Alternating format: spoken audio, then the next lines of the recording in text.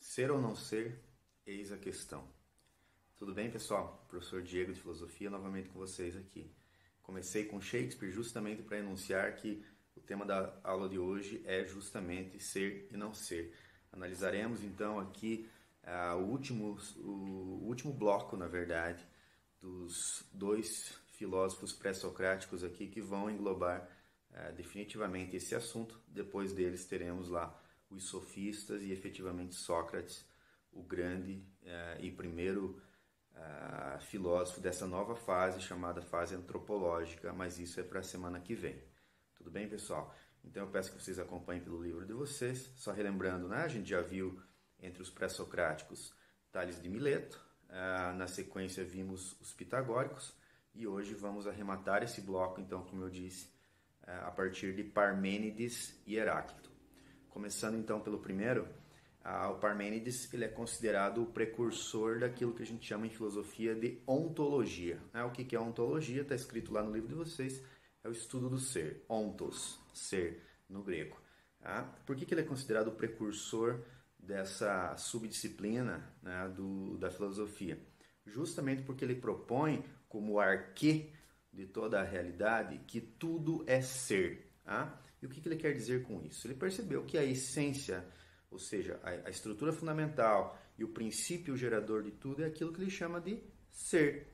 Tudo que é ser. Desde esse que está falando aqui, o professor Diego, esses livros que estão atrás de mim, o celular que está gravando tudo isso, essa aula que vocês estão assistindo, tudo isso tem como princípio fundamental o ser. E ele vai dizer: é necessário que o ser tenha existido desde sempre, porque se intercalasse, né, entre o ser alguma coisa que fosse não ser, definitivamente o não ser geraria o nada.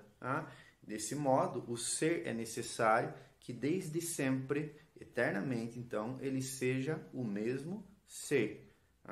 Por outro lado, esse ser não pode mudar, porque se ele mudasse e se interporia, então, entre esse ser e a outra coisa, uma mudança. E essa mudança é justamente um não ser, ou seja, um nada. Dessa forma, ele é considerado, o Parmênides, como um dos fundadores também, de dois princípios fundamentais da lógica, que será plenamente desenvolvida, ou pelo menos em suas bases, né, serão muito bem desenvolvidas por Aristóteles. Esse é um assunto para o próximo bimestre. Os dois princípios são o princípio de identidade e o princípio de não contradição. O princípio de identidade vai dizer que uma coisa que é ela mesma. Por outro lado, o princípio de não contradição vai dizer que uma coisa que não é, não é. Parece óbvio, né? Parece tautológico, parece um raciocínio circular, mas esses dois princípios, e justamente por serem princípios, não tem nada antes deles, né? Eles guiam e dão base para toda a lógica posterior. Então, você definir que uma coisa é uma coisa e não é outra, parece tão básico, parece tão infantilóide, né? Até em certa medida, mas é absolutamente fundamental. A gente não leva isso em consideração, porque a gente já parte para raciocínios posteriores, mas a gente só parte para os posteriores pressupondo esses princípios basilares.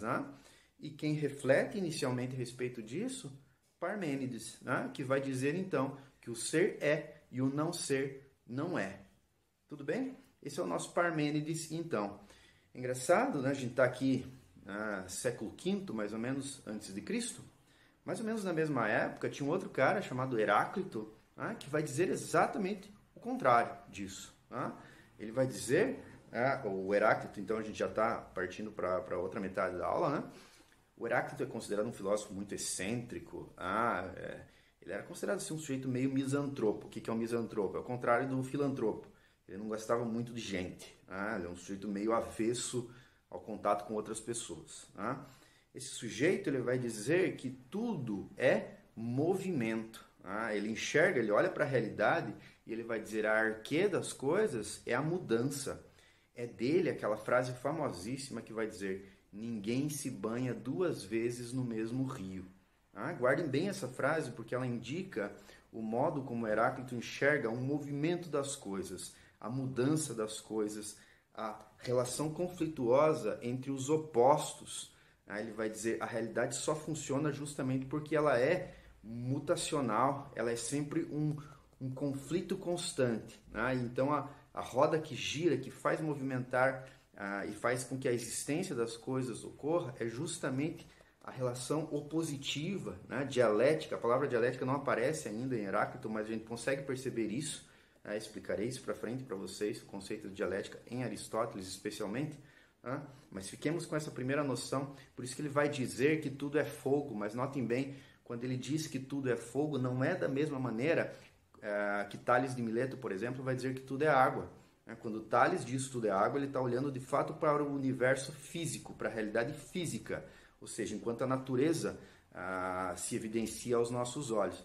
Por outro lado, quando Heráclito diz que tudo é fogo, ele está utilizando o fogo como símbolo, ou seja, para representar justamente esse aspecto mutacional da realidade, essa mudança constante.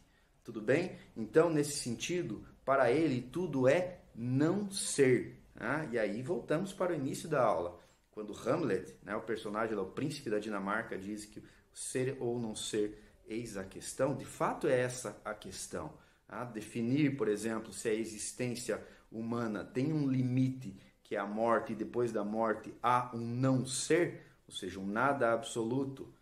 Essa é a questão fundamental que a filosofia busca, que as religiões dão versões, dão narrativas e assim por diante. A grande filosofia sempre se pergunta porque o sentido da vida está associado, está atrelado às respostas ou às não respostas que damos para ser ou não ser. Desse modo, pessoal, eu gostaria que vocês enxergassem esses dois filósofos de fato em conjunto, porque é muito mais fácil compreender os dois na relação opositiva entre os dois do que individualmente. São filósofos complicados que demandariam várias aulas. Mesmo até hoje, a influência dos dois, especialmente do Heráclito, na filosofia contemporânea é muito grande. Se vocês buscarem o livro dos pré-socráticos da série Os Pensadores, vocês encontram no sebo, vocês vão perceber que há vários ensaios de filósofos do século passado. O Nietzsche tem um ensaio lá, o Hegel, que é um filósofo não do século passado, mas do outro, o Heidegger, há vários comentadores contemporâneos, aliás, contemporâneos é forçação, mas do século passado, que estão interessados nesse pré-socrático especialmente, o Heráclito, justamente para retirar de lá uma percepção que é essa do aspecto mutacional da realidade, dizendo então que tudo é não ser.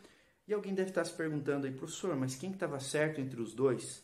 E olha que resposta mais em cima do muro impossível. Os dois estavam certos. Por que os dois estavam certos? Justamente porque Parmênides, quando estava olhando para o ser, ele estava captando uma parcela da verdade, que de fato, por exemplo, este ser aqui, cada um que está me assistindo aí, é o mesmo ser desde no ventre materno lá. É o mesmo ser. Professor, mas eu amadureci, eu envelheci, eu perdi cabelo, eu tive algumas rugas aqui, barba branca, agora cabelos brancos. Tudo mudou. Não, tudo mudou não. Relativamente mudou. Alguma coisa mudou. Mas algo permaneceu. Ou seja, o mesmo ser continua sendo. Por outro lado, a mudança, o não ser, é evidente. Desde que eu iniciei essa aula, há 9 minutos, 8h50 agora, precisamente, eu era um outro ser, certamente com algum fio de cabelo a mais, alguns neurônios a mais, e assim por diante. Alguma coisa está sempre mudando, mas algo sempre permanece.